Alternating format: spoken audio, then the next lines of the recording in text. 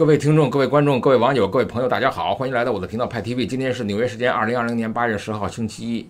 我们知道新冠疫情冲击了全球经济，但是对于一些特定的行业来说，却是千载难逢的好机会。对于我们华人来说，最常用的是医用口罩。那么 KN95， 那么也许是许多美国消费者他们更偏爱可以水洗、反复使用的布制口罩。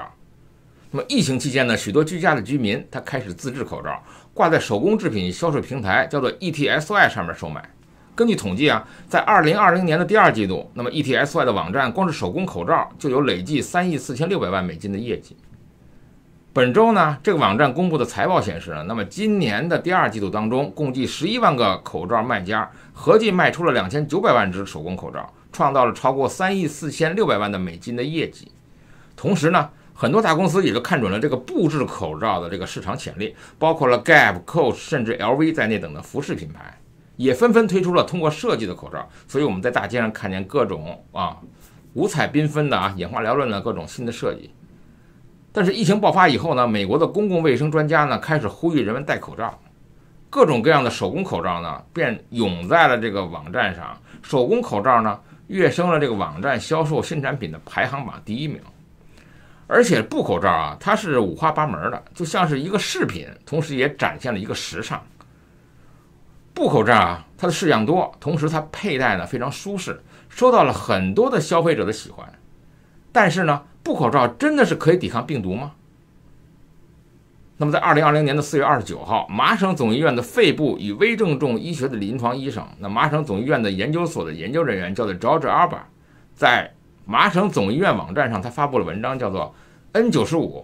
外科口罩和布口罩的区别。在文章中 George Alba 先生提到了解新冠病毒的传播方式呢是非常重要的，特别是在你做戴口罩的决定的时候。虽然科学家们他们仍然在研究病毒是人传人的方式，但是病毒似乎主要通过飞沫传播，而且还有可能在非常近距离内通过气溶胶颗粒进行传播。飞沫通常是由咳嗽或者打喷嚏产生的大颗粒这个液体，那么由于体积较大，这些颗粒呢不会传播太远，就直接附在这个物体的表面了。比如它污染了门把手这是它主要的传播方式。而气溶胶呢是非常小的颗粒，它们非常轻，可以长时间悬浮在空气中，除了通过咳嗽和打喷嚏传播以外呢，说话或者呼吸都可以释放气溶胶。那对于 N95 口罩来说呢，是可以阻断气溶胶和飞沫传播的。这一点医用外科口罩和布口罩呢是根本无法做到的。然而疫情尚未结束，就算布口罩的样式多，携带方便，还是推荐大家选购 N95 和医用外科口罩。那么我看到很多人戴着 N95 外面再罩上一层口罩，变成双层口罩，也很有意思。作为对中国强硬态度的又一个非常有效的举动，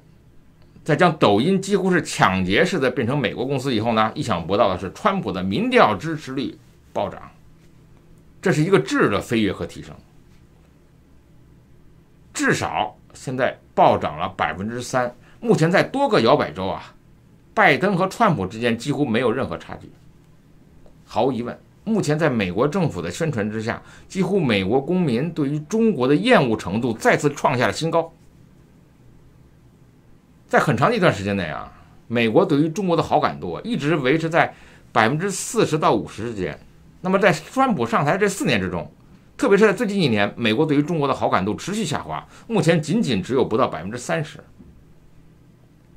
这就解释了为什么川普会在自己的选举中非常困难的阶段不断的打中国牌，不断的与中国进行各种各样的对抗，不断的通过打压中国的方式来试图抬升自己的民调支持率，这是最重要的原因。其实目前看起来，真正的问题并不在于抖音，或者说根本就不在民主党那边，真正的原因和真正的问题其实就是川普本身。那么把打击中国牢牢地绑在自己的选情和选票上，有时候让人觉得真的是非常自私，但是却不得不让人感慨，川普的团队真的是高手如云。除了打击中国，基本上现在没有人可以真正拯救川普的选情了。那么这个最为底层和最为真实的逻辑，让我不禁想到这样一个问题：那就是如果未来川普再次通过打压中国的方式，禁止更多的中国的企业，或者是针对中国的企业做出更多的像华为、像抖音一样的举动，那么未来是不是中国和美国之间的商业呢，就到此为止了？因为中国的企业还敢跑到美国来吗？跟抖音互不相连不一样 ，WeChat 和微信是相连的，包括中国国内的老外，这个海外的洋人也都装上了微信，它的功能强大而齐全。当然，我们都经历了很多的不愉快。当然，我有的时候并不责怪微信，我们经历到了各种封群、封号、拉黑啊，各种各样的处罚。海外的华人众多，有时候交流一下啊，甚至海外之间的交流也会被微信。我们知道微信是在中国作为本部，那么他们实际上直接干涉了美国人的言论自由。我们知道人类呢，当下是有网络互联的啊，那么全球化是很深入的了。但是现在呢，我们看到川普的行政令里，继抖音之后，微信也要下架了。这个事情啊，缘起啊，蓬佩奥和川普他们研究的这个清洁网络计划。那么具体的细节呢，非常火爆。这个清洁网络计划呢，它包括了清洁承运商、清洁商店、清洁应用程序、清洁云端，还有清洁电缆。具体的措施是什么呢？第一，取消大国通信公司在美国的营业执照；第二，美国国内禁止大国的 apps；第三，禁止大国的手机预装美国的 apps；第四，禁止大国公司提供云服务；第五，禁止大国公司竞标海底电缆。那这到底对中美的这个商业往来有什么影响呢？它最显著的影响呢，它就是在这个微信在美国的应用市场上全部下架。当然，目前还没有彻底的禁用啊，记住，下架和禁用是两个概念。这是什么意思？这就叫全面脱钩的意思了。全球化之下，国与国之间的联系非常紧密，在这个范围内呢都有联系。比如说，我举个例子啊，在以下的这些方面。第一点，商品联系。商品联系就是食物的进出口，比如说你采购美国的大豆啊，和向美国出口冰箱啊，都属于商品联系。那么这种联系呢，是最容易切断。对于买家来说呢，你只要找到别的供应商，那么完全可以不买；对于卖家而言呢，找到别的客户，完全可以不卖。当然，相对而言，买家占据优势地位，因为寻找供应商总是比寻找客户还是容易一点。第二点，服务的联系，这种服务也是一种商品。那么服务联系呢，是各种软性商品，比如说咨询业务啦，比如说电影专利啦，比如说那个版权音乐啦等等。那么这些东西的交易和转让呢，在这方面，这个大国主要是进口国，所以我们看到美国的这些服务提供商呢，比较亲中，像好莱坞啊，像 NBA 啊等等。那么这种联系呢，也是比较容易切断的。那么第三呢，就是金融联系。那么金融联系部分呢，美国占据绝对优势了。那不管是美元是全球结算货币也好呢，还是美国的金融市场啊，各种股市，那么海外公司在这融资上市，金融方面呢，无论是水平还是实力，美国都是傲视群雄的。这方面大家各有所求，毕竟大钱还是被华尔街挣走了。那金融方面的联系呢，要切断也不算难。第四呢，就数字联系。那么最难的就是数字联系了。目前 WeChat 呢，这个微信呢，主要还是华人在用，而这个抖音呢，这个 TikTok 呢，不分种族肤色，所以 Facebook 感到了抖音是个未来潜在的最大的对手，所以他开始动手了。因为抖音面对着 TikTok 面对着不同肤色的其他的人种，所以我们看在这个疫情的这个4到6个月内啊，那么这个 TikTok 的下载量呢，达到了4700多万次，那么让这个 Facebook 感到压力山大。你想象一下啊，如果20%的美国人他们要用微博，那么几千万人的美国人用支付宝刷单，那么这种数字联系，那么未来你能切断吗？很难。那么商品贸易、服务贸易、金融往来呢，几乎就不可能脱钩了。所以这就是我想为什么川普他们要对 TikTok 和 WeChat 动杀招的原因之一。原因之二在于川普他改变了以前的做法，他现在很强调对等，对等就是一种博弈策略。那么要知道，在商品的贸易方面啊，大国占优势，但还算是有来有往；服务贸易呢，是美国占优势，那也是有来有往。那么金融业呢，也算得上。那比如花旗银行呢，它在上海呢就经营了不少年头了。但是数字联系方面，中国占据了绝对优势。不论是 WeChat 还是 TikTok， 它的不断的攻城略地，而美国的这些社交媒体软件呢，多半呢在中国不让用。所以在川普做这个决定的时候呢，这是一个重要理由。全球化走到了今天这个地步啊，确实是举步维艰了。或者换个角度看呢，全球化走到这个地步呢，大家都开始同质化。这个同质不是这个同质啊，是这个同样质地的。所以现在美国不打算和中国玩了，那么中国呢也可以不跟美国玩，大家各玩各的比较好。所以真应了这句话，天下没有不散的宴席。这场宴席持续了40年，该散了散了吧。那么只是说，如果在中国有亲友的话，如果在没有这些方便的工具交流后呢，有的时候真的是相见时难别亦难了。还甭提现在的两岸这个断航啊，这个飞机啊，这个航班不够多。WeChat 这会儿心里肯定不是滋味，它的母公司腾讯呢，股价暴跌，一度曾经跌超过了10%。那么，川普呢，他在签署这个行政令的理由是什么呢？就是美国正面临着国家的安全风险。这项的行政命令生效后呢，就要对于 TikTok 的母公司字节跳动和腾讯这个也是微信的母公司呢，在美国进行任何交易的个人和公司呢，处以罚款。但是蹊跷的是，行政令中所指的这个交易啊 ，transactions 暂时没有被定义。在45天行政令生效以后呢，美国的商务部需要具体指出交易的含义。那么这个命令将在45天内有效禁止美国使用 WeChat 交易，在适用法律允许的范围内，与 WeChat 及其母公司腾讯进行的任何财产相关的交易，均受到美国政府的管辖。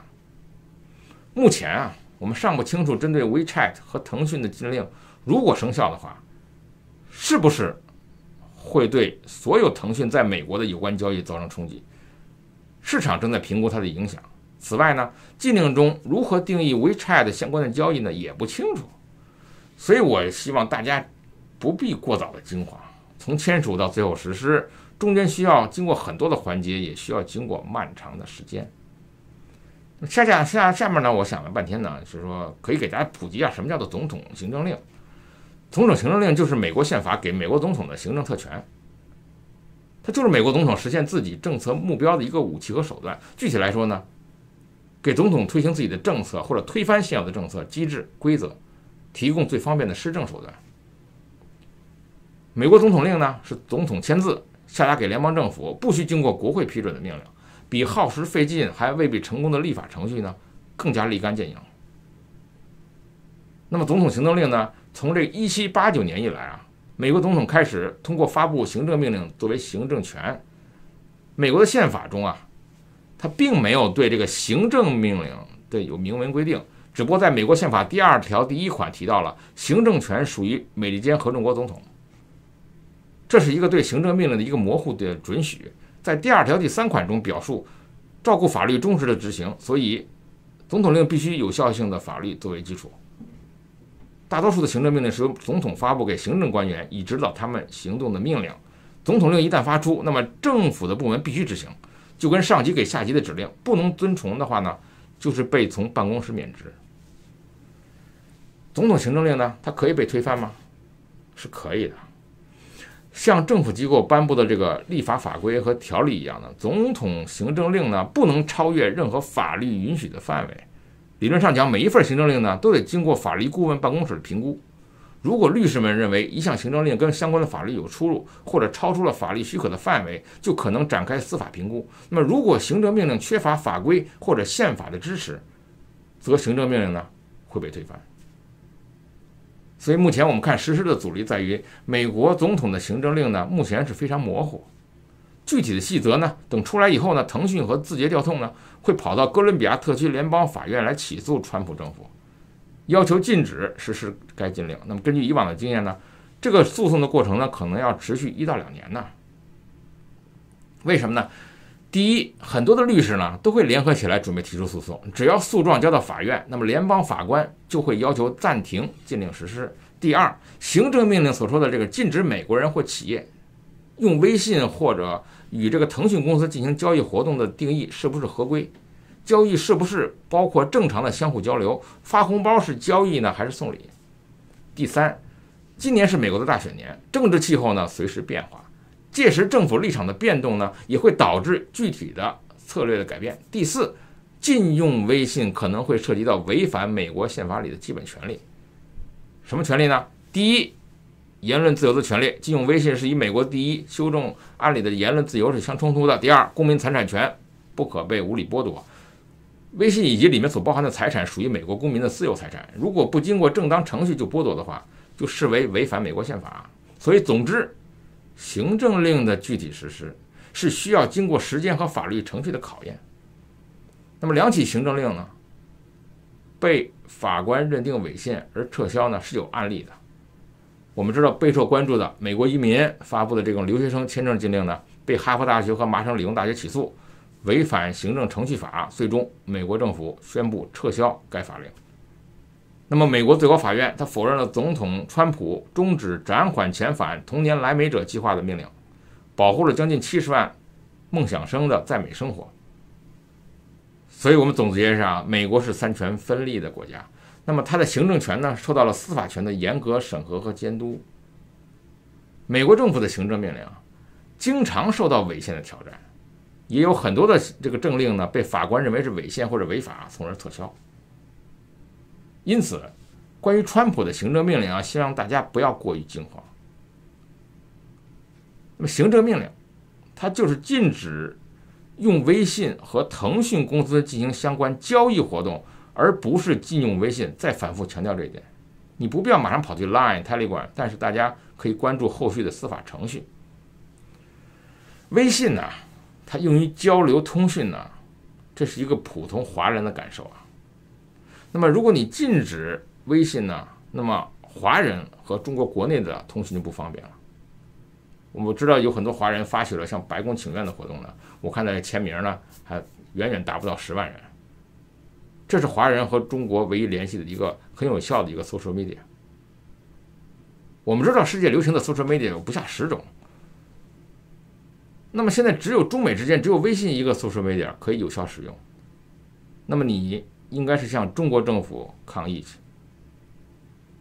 实际上当我们仔细再看一下这个白宫行政令，它并没有说禁止它作为一个沟通的工具，只是 transaction。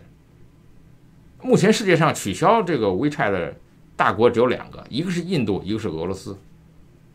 微信号称有10亿用户，普通人只是注意到了微信的交流功能，微信支付的力量呢被很多人忽视了，而其实这中间埋着大量的阴谋和祸心。我们知道人民币在全球的推广受到了很大的阻力，它的额度越来越小，但是中国政府的这个计划通过微信进行人民币全球化的策略得到了巨大的成果。我们记得看过数据说每年增发的人民币可以达到总数的70%，而美国每年的印钱从没超过9%。虽然我们看到中国的贪官专门买这公寓把成吨的钱藏在里面，客观上它延缓了人民币的崩溃，但是长期下去，无限印钱是无法持续下去的。不印钱立即崩溃，印钱就是稀释中国老百姓手里的钱，就是说在抢钱。所以中国当局它让人民币在全球使用等于在全球抢钱，或者说把割韭菜运动呢普及到全球，把危机输送到全球。所以人民币它如果国际化失败以后退而求其次，那么微信悄悄地起到了部分人民币国际化的作用。所以美国现在就是要精准打击这一点。美国说号称要监督微信、抖音，好像是监督聊天信息，那其实财务才是最大的重点。这招确实高。原来川普他们早就打算对付微信支付，假装开始目标对待抖音身上，风头一转，直接一步杀死微信的支付。那么这是一个巨大的经济影响力因为微信支付已经目前构成了对美元的挑战。那么现在呢，微信已经是哑巴吃黄连，有苦说不出了。那么这种情况继续下去，我们就知道，真正的目的，进微信的目的就是微信支付，而微信支付其实就是中国当局进行人民币国际化的策略之一，也是未来最重要的策略之一，同时也配合中国的人民币数字化。所以我们要知道，川普团队中有高人，一眼就认出了微信支付才是真正挑战美元全球地位的最大的对手。派 TV， 欢迎订阅，我们明天见。